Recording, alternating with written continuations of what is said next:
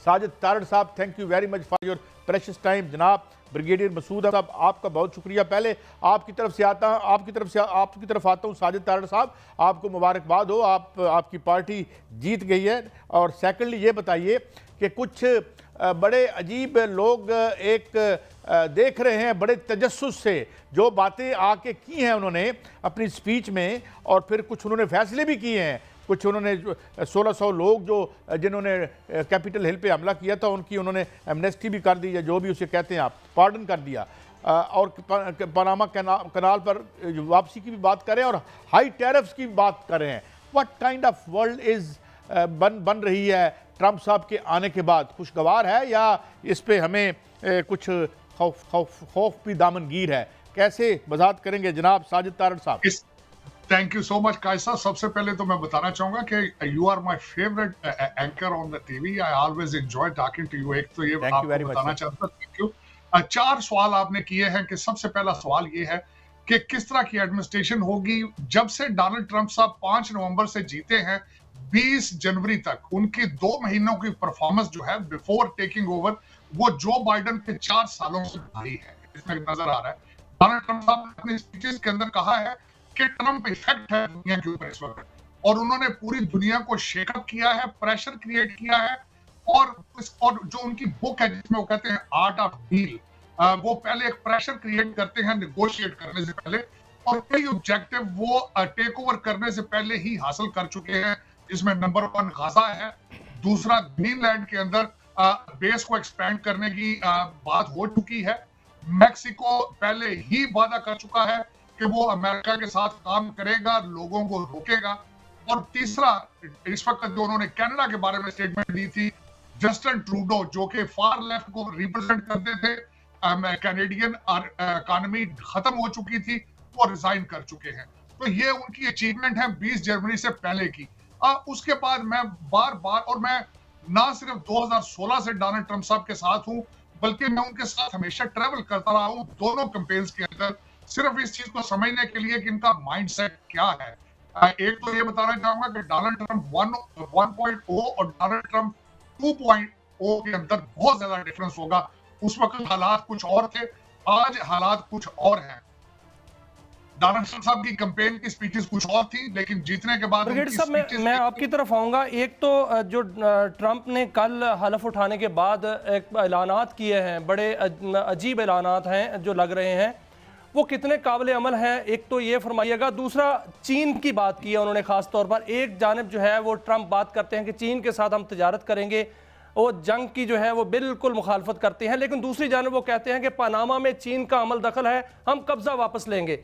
तो क्या चीन जो है वो तजारती तौर पे जो थ्रेट है ही अमेरिका के लिए, क्या वो सिक्योरिटी के तौर पे थ्रेट चैलेंज जो है वो बन चुका है? और क्या जो ट्रंप है उनको सिक्योरिटी चैलेंज भी समझते हैं? क्योंकि चीन जो है वो पूरी दुनिया में जो है वो आगे बढ़ रहा है, साउथ अफ्रीका की जानब जा रहा है, वहाँ लिथियम के बड़े बड़े ज़खायर उनकी तरफ जा रहा है। आप क्या समझते हैं सर? देखिए, चाइना इस वक्त नंबर 1 थ्रेट बन चुका है। I'm sorry, खासा I'm sorry, I'm taking your question, I'm sorry. जी चलें ब्रिगेडियर साहब आप अपना इनपुट दे दें, मैं फौरन बाद आता हूँ तारड़ साहब के पास। जी ब्रिगेडियर साहब आप देखें कि कल के जो एड्रेस था वो मेरे ख्याल में उस एड्रेस में एक डोमेस्टिक ऑडियंस को उन्होंने बात की और सेकंड इंटरनेशनल इश्यूज पे आए हैं, जहाँ पे चाइना की बात की है। देखिए, चाइना के साथ तो उनका एक कंपटीशन तो चल रहा है, एक economy, that is a trade war, समय इकोनॉमी की बात हो रही है। और स्पेशली जब पनामा की बात आती है तो पनामा में उन्होंने ये वाजे किया, देखिए वहाँ पे 2 चाइनीज कंपनीज है, बेसिकली दे आर हांगकांग की है, वो basically they are managing Panama canal को। तो अमेरिकन का देखें पहले से भी क्लेम है कि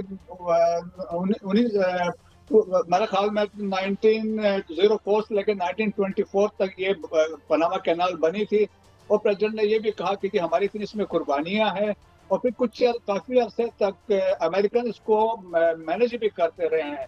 एंड सब्सिक्वेंटली 99 में it was handed over to Panama जब क्लिंटन प्रेसिडेंट थे। तो अब इसको वापस लेना चाहते हैं, सिंस वहाँ पे चाइनीज है। फिर इनका ये भी कंसर्न है वहाँ पे जो टैरिफ है, स्पेशली वो कहते हैं हाई है ऑन अमेरिकन शिप्स जो वहाँ से गुजरते हैं as compared to other ship, तो वो चाहते हैं वो चीजें वहाँ पे कंट्रोल कर। तो एक राइवलरी। सेकंड, उन्होंने टैरिफ की बात की है, ये चाइनीज गुड्स आएंगे, उन्होंने कहा 25% चाइनीज गुड्स में है, मेक्सिको के भी हो या कैनेडियन भी हो, इवन इंडियन भी हो गए, इसमें टैरिफ लगेगा। तो अमेरिकन उन्होंने अपना इंटरेस्ट जो है, अमेरिकन इंटरेस्ट को एज ए प्रेसिडेंट प्रोटेक्ट करने की कोशिश की है।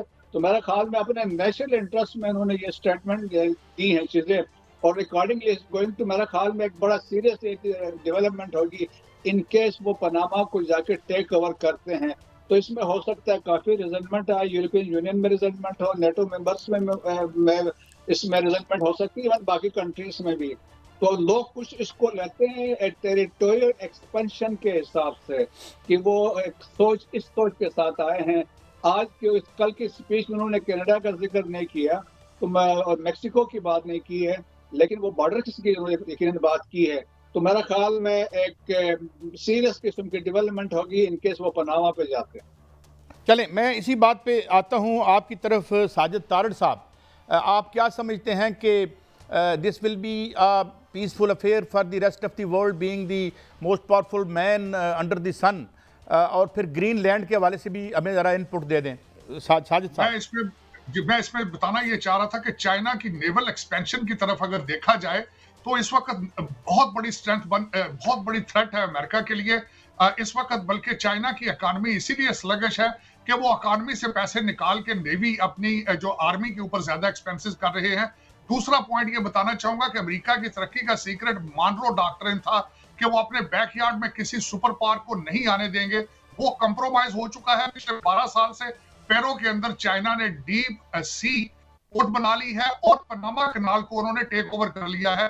डोनाल्ड ट्रंप साहब ने बार बार कहा है कि हमने पनामा कनाल पनामा को वापस दी थी, चाइना को नहीं दी थी। और ग्रीनलैंड के हवाले से भी देखा जाए, वहां पे जब आइस मेल्ट कर रही है, डोनाल्ड ट्रंप साहब ने अपनी तकारीर में कई दफा कहा है कि वहां पे रशियन और चाइनीज शिप्स हैं, उनको देखने के लिए दूरबीन की जरूरत। मैं एक और साजिद तारड़ साहब आपसे ही पूछना चाहूंगा कि क्या हमारे यहाँ क्लेम, आप पहले भी आपका मौक़िफ़ आ चुका है कि जी डीप स्टेट से बात हो रही है उनकी भी, या और इधर हमारी जो पॉलिटिकल यहाँ पे एक डिवाइड है। डू यू थिंक कि ये इट इज़ ओबामा पाकिस्तान की सियासत पे किस तरह असरअंदाज होंगे जो यहाँ ऑन गोइंग चल रहा है खेल?